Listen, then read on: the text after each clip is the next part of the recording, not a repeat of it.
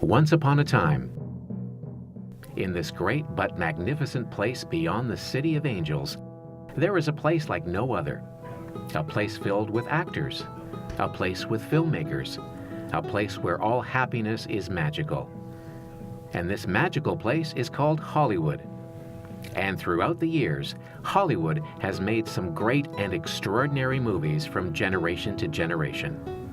Today we will take you to the next chapter to see what other kinds of techniques Hollywood has in store for us. This next generation of filmmaking became known as the Golden Age, with many different techniques such as acting, storytelling, cinematography, and sound mixing. Now we will take you on an extraordinary journey from the Golden Age of Hollywood and explain how these techniques still influence people today.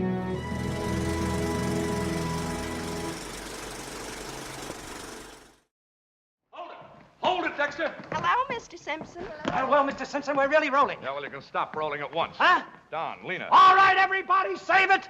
Save it. Tell them to go home. We're shutting down for a few weeks. What? Well, don't just stand there. Tell them. Everybody go home until further notice. What is this? Yeah, what's the matter, R.F.? The jazz singer. That's what's the matter. The jazz singer. Oh, my darling little mammy, down in Alabama. My little No, this is no joke, Cosmo. It's a sensation. The public is screaming for more. More what? Talking pictures.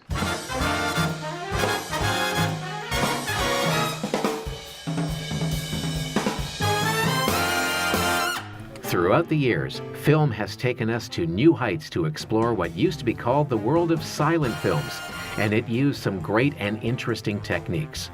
But now we're exploring a new kind of era called the Golden Age, with new techniques including sound. But how did sound first come into existence? Well, it was that sound was a brand new aspect of filmmaking. It was, to some people, very exciting, and to some people it was a natural extension of making films, because we had been looking at moving pictures for a number of years, probably about 20 years before sound really became anywhere near commonplace. But what's really interesting, and that not a lot of people recognize or realize, is that sound actually was not looked upon favorably when it was first introduced into the world of cinema.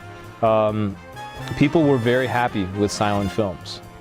Audience members were very happy with silent films. They were very happy to be able to go to a movie theater and be able to talk to one another in the audience. And many of them, epitomized in a film most recently as The Artist, which won the Oscar a number of years ago, many of them did not have a voice or a speaking voice or an acting talent that lent themselves to talkie films. So the coming of sound, while I've certainly benefited from it, 80 years later, the coming of sound was actually not something that was entirely endorsed or embraced by the community.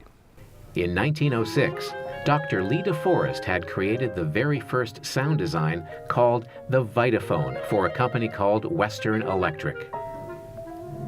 This system used an Audion tube and an electromagnetic photograph reproducer, which had been invented by Dr. Irving B. Crandall and F.W. Kranz in 1913. It wasn't until a young producer who was inspired by this new technique would bring the magic of movies to a new level by including sound. I think that Warner probably was one of the vanguards, one of the people, one of the film producers, studio executives that saw sound as being the future of filmmaking. Not everybody agreed with him at all. A lot of people thought that he was crazy for going down that pathway. But he was a visionary from a sound point of view, and simply said, this is the way filmmaking is going to go. We hear the world as well as see the world, so when we go to see a movie, why shouldn't we be hearing the movie and seeing the movie at the same time? My little mammy, the sun shines east, the sun shines west, but I know where the sun shines best. In Darrell F. Zanuck's The Jazz Singer, it shows a scene where Jack Robin is presenting himself as the jazz singer at the Winter Garden Theater while opening a show called The Back Room. In the front row of the packed theater sits his mother while he performs the song My Mammy for her and the whole world. This is not only the first movie ever to use the Vitaphone, but it was also the very first movie ever to use this technique in the world of film. Today, the world of sound is now used with more digital enhancement to make sound even more fantastic.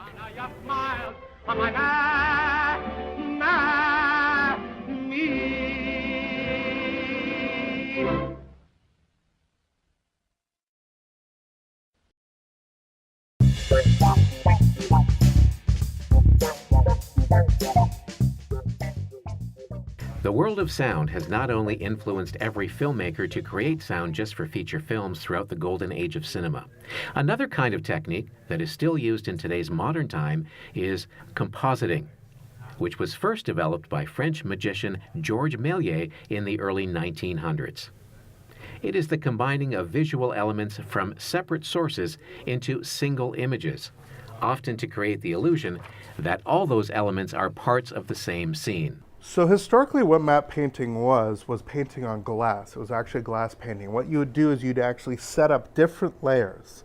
And again, we go back to one of the great movie experiences of all time, Citizen Kane. Citizen Kane wasn't only revelatory in terms of its sound work, its performance, its cinematography, but also it's an incredible special effects movie. And what you would do with the matte painting, one way that you would have rear projection, you would have front projection, but essentially what it was is you would have the action and potentially in front of the camera or potentially in post-production with multiple layers of negative, you would be able to put something in front or behind the actors. This way you have a whole bunch of characters and behind it you might have, say, a painting of a mountain, or you might have in the foreground a bunch of fronds, something like palm trees or something like that. This went on for decades, the traditional way of actually painting mattes. Traditionally, that's how it was done. Now what are matte paintings replaced with? CGI. We have a green screen behind us, a chroma key, something that knocks out our background, and by knocking out our background, we can put anything there. We can do these layers, we can do this compositing digitally any way we want. We take a picture of your token actor, you place him within a 3D space, and you can have other elements on whatever plane you want. And from there, we actually have the integration of actor into environment, and that's the key thing to matte painting.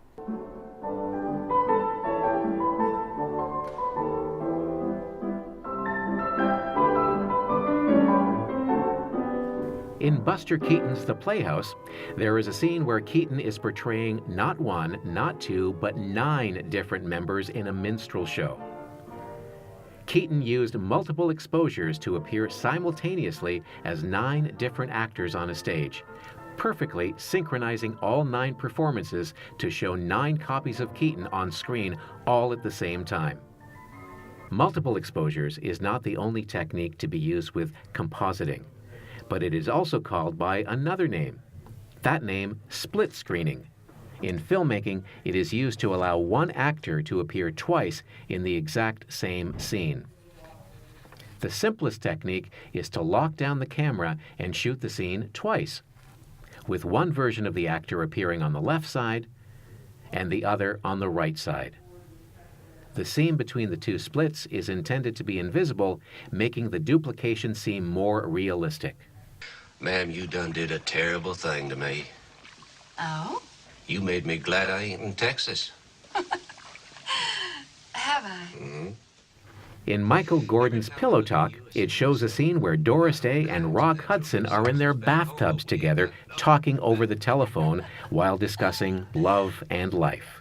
In the movie, you can see that the film is cut between the 2 scenes to make it appear to create the illusion that their feet are actually touching against each other through another wall. In today's modern time, the use of split screening has now become more digital than ever before. Today, young filmmakers can use this effect for their very own feature films. So you got to go back to some of the original investigators of cinema. I mean, you had guys like Lumiere that were absolutely scientists. They were trying to create a photographic medium, a representation on cinema. Then you had Méliès, the sort of godfather of all effects film. With Méliès, what he would do is, like, for example, shoot a scene, stop the camera, put someone else in, and then start the camera, and then with the action of a cut, an in-camera cut, that person would suddenly have a hat or sprout feathers or whatever. A magical trick. You could do the same thing by having a set of film and only expose half of it. So this would have one character on one side, you'd then rewind the film and have another person on the other side. This way you could actually have 2 characters talking to one another. This is a technique that absolutely goes on towards today, but what tends to be done is much more sophisticated ways. We use motion control cameras. So you actually have computer controlled cameras on gimbals that actually do a camera move. You then replace the actor and go back and do the move again. You can actually rotoscope, and others paint out one character and add another character. There's all kinds of films. The Double by Richard Ayoade, Enemy by Denis Villeneuve. These are two incredible films of recent years that use the same character actor, and one is Jesse Eisenberg and the other one is Jake Gyllenhaal talking to himself. So even today, this whole notion of, as a storytelling technique, the use of split screen to actually get two characters speaking to themselves, essentially. And it allows, again, any special effect, be it matte painting, be it split screen, whatever, is a storytelling device. The key isn't just to show off the technique, the trick is to tell a story. And whatever technique you use, be it digital, be it analog, this is the sort of core element that you actually have to be able to tell these kind of tales. 2 months. Grounded. Come on, that's ridiculous. You can't just do that. We just did. Do you remember in the news when 2 retards had a kid? Well, that was me. Just kidding. In Bruce McDonald's The Tracy Fragments, it shows multiple scenes in the movie to show the inwardly tortured, fragile, and often delusional mindset of 15-year-old Ellen Page as she attempts to put little pieces together of how she came to lose track of her younger brother, who went missing and prompted a police search. With split screening, it shows the choice of McDonald to make the screen image fragmented is absolutely critical to encapsulating the equally fractured mindset of its troubled young anti-heroine.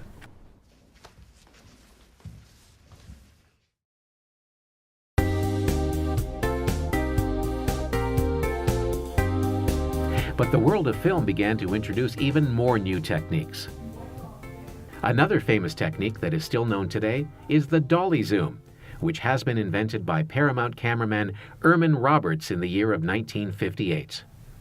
The effect is achieved by zooming a zoom lens to adjust the angle of view while the camera dollies towards or away from the subject in such a way to keep the subject the same size in the frame. In its classic form, the camera angle is pulled away from the subject while the lens zooms in, or vice versa. Thus, during the zoom, there is a continuous perspective distortion, the most directly noticeable feature being that the background appears to change size relative to the subject.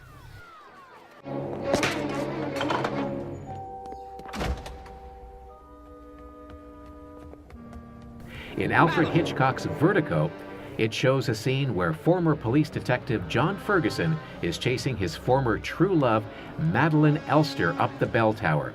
While he's chasing her, he looks down at the staircase, and you can see the suspenseful look at the camera's viewfinder to feel his emotions of fear right on the screen.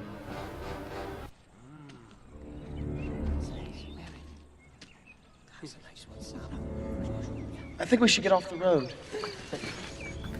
In Peter Jackson's The Lord of the Rings, The Fellowship of the Ring, it shows a scene where Frodo and Sam are joined by Merry and Pippin, who are at the Shire when Frodo senses the arrival of the Black Rider who plans to capture them.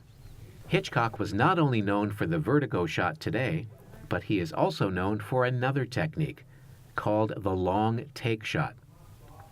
It is an uninterrupted shot that lasts much longer than the conventional editing pace either of the film itself or of films in general, usually lasting several minutes.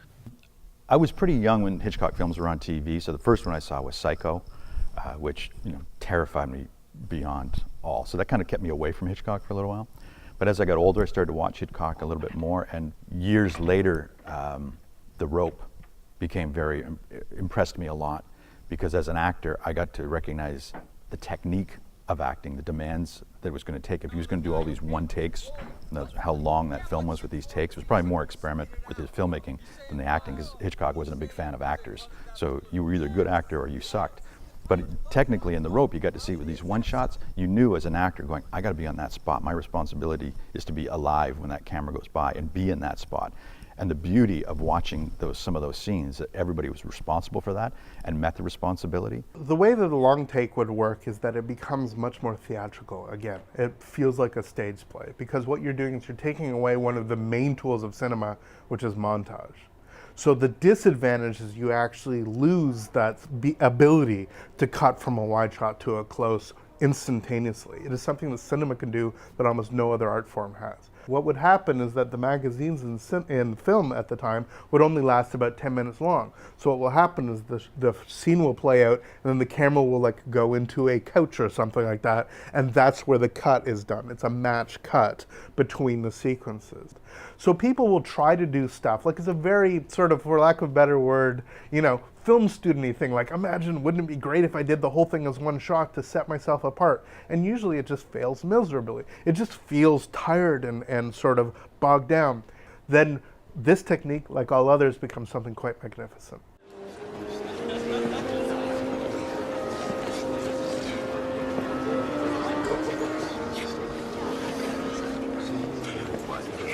In Sokharov's foreign language film Russian Ark, it shows the long take of the Grand Ball.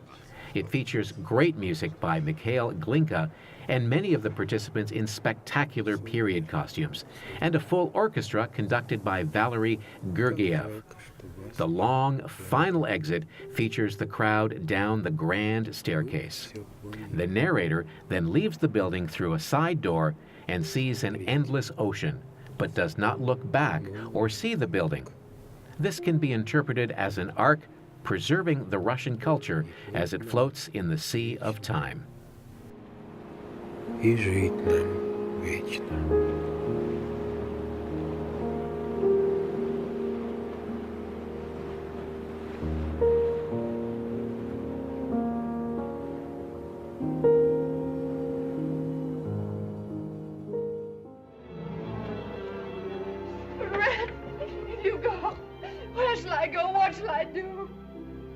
Frankly, my dear, I don't give a damn.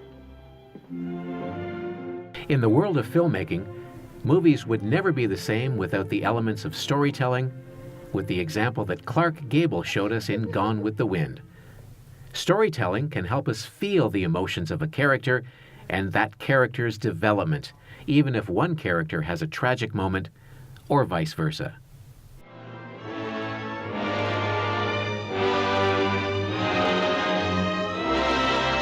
76 years ago in 1939, producer David O. Zelnick made a film that expresses many love stories in many different ways. The movie, of course, Gone with the Wind, one of the first ever love stories to be turned into color, as well as one of the first love stories on film to have a mystic and tragic ending. Gone with the Wind was like really an influential film. 39 was a pretty weird year because, like I said, you had Wizard of Oz, Gone with the Wind, and the war broke out in Europe. So there was a lot going on, you know. So suddenly you have Gone with the Wind and a war breaking out, making people choose sides, picking against family, because you also had immigration, a lot of people coming over to North America from Europe. It sort of broke out the whole notion of that type of epic. With Gone with the Wind, you had some, again, beautiful matte paintings, beautiful execution of character. You had incredible scenes of mass sort of epic death. You had battle scenes, you had romance scenes, you had, at the time, very libidinous swear words. Frankly, Scarlet, I Don't Give a Damn was shocking. It was almost like using the C word at the time, it was that shocking. And so you have a film at the time which was both outré and very much populist. You had people who were going out to see it in droves. It became the most popular cinema of the time. So Gone with the Wind very much set the form of melodrama. If you want a child of Gone with the Wind, it's Titanic. I mean, Titanic exists very much in the sense that Gone with the Wind, instead of the disaster being the sort of civil war, the disaster is the sinking of a ship. But when you add on the sort of silly romance, and you add in the sense of dance, and flourish, and action, and adventure, all of these things play out that. Since the beginning, film has taken us throughout the golden age of Hollywood to see how those techniques have still influenced people to create their own love stories from generation to generation. As seen at the end of the movie Titanic, It also shows us new techniques from today's modern technology. But what kind of technology will help filmmakers tell their stories in the years to come? In the next chapter, we'll analyze newer filmmaking techniques that will help us explain Hollywood from beyond the years. Across the distance and spaces between us, you have come to